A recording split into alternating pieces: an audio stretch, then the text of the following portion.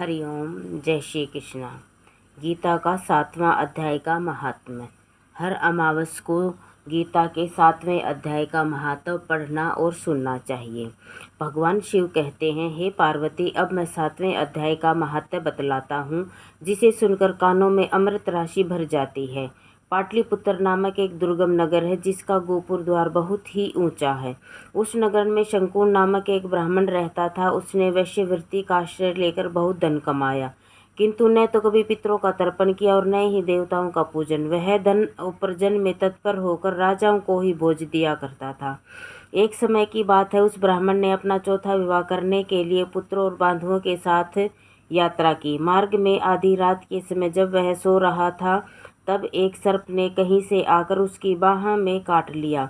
उसके काटते ही ऐसी अवस्था हो गई कि मणि, मंत्र और औषधि आदि से भी उसके शरीर की रक्षा असाध्य जान पड़ी।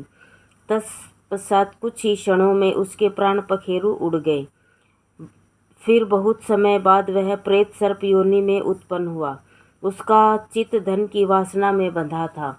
उसने पूर्व वृत्तांत का स्मरण करके सोचा, मैंने जो घर के बाहर करोड़ों की संख्या में धन गाड़ रखा है, उससे इन पुत्रों को वंचित करके स्वयं ही उसकी रक्षा करूंगा।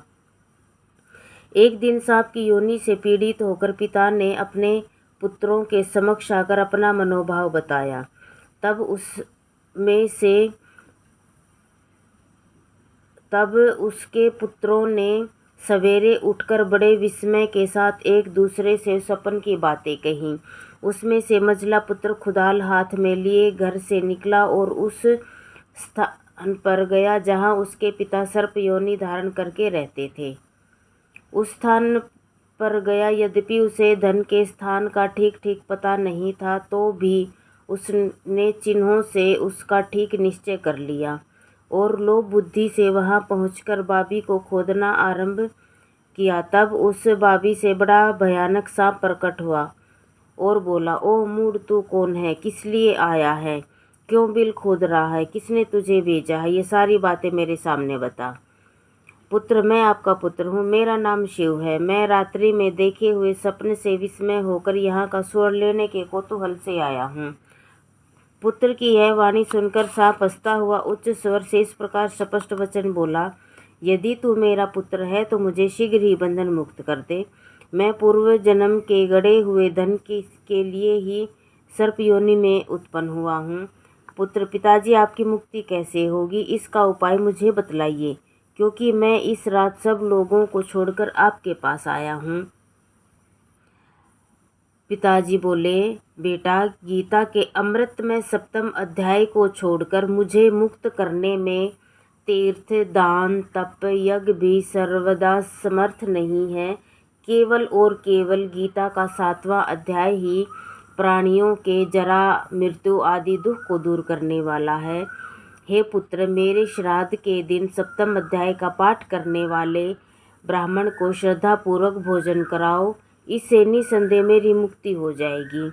वत्स, अपनी शक्ति के अनुसार पूर्ण श्रद्धा के साथ वेद विद्याओं में प्रवीण अन्य ब्राह्मणों को भी भोजन कराना। सर्प योनि में पड़े हुए पिता के वचन सुनकर सभी पुत्रों ने उनकी आज्ञा के अनुसार तथा उससे भी अधिक किया।